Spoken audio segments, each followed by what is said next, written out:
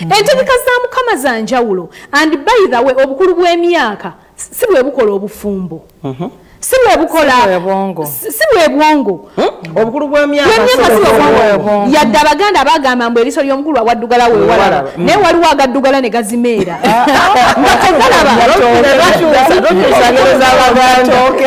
waliwo n'olwobukulu buyoomumatooke kati leka tuleme kutunuulira years as in numbers tutunuulire obukulu mu birowoozo n'endowooza nja kubeera n'omuvubuka naye nga yamanyi olusansanze nazaalako yamanyi nti abaana balina okusoma yasobola okutula n'abaana bange n'abakansolinga naye nga taata yandekawo dda sina byaliko naye nga mu myaka ayingiridde enkaaga naye nga talina yadde n'obuvunaanyizibwa ate nno ana waliwo nekino ekigenda mu maaso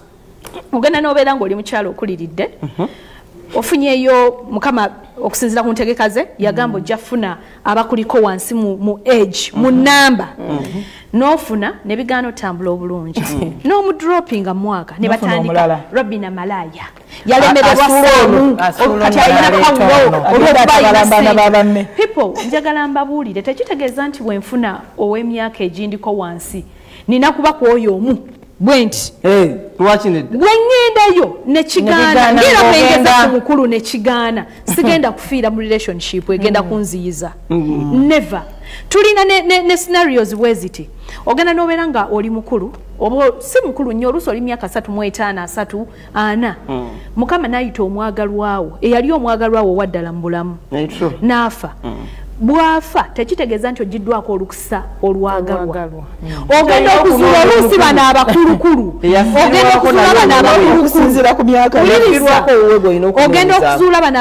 abakuluko nga bakumanyira bumanyizi namwandu engagga namwandu gwe bakumanyira kati olw'okuba oluusi lukusizo zikya strikinga mukama n'akuleetera omuvubuka nga yakwenoonyereza ogenda omukuba cheeki ng'amazima ebyetaago byagala okwefaanaanyirizamu omwami wo n'ogamba maybe kambeere n'ono naye ate olw'okuba balina omukwano mungi ne balo ng'okimanyidde ddala sisobola musitula kubeera naye obulamu bwange bwonna naye ng'ate nina ebyetaago ng'omukyalo omubiri gubanja yes so ne mwagala oluusi wakati awo ye n'ataba ready to bear nze kye munnyonnyola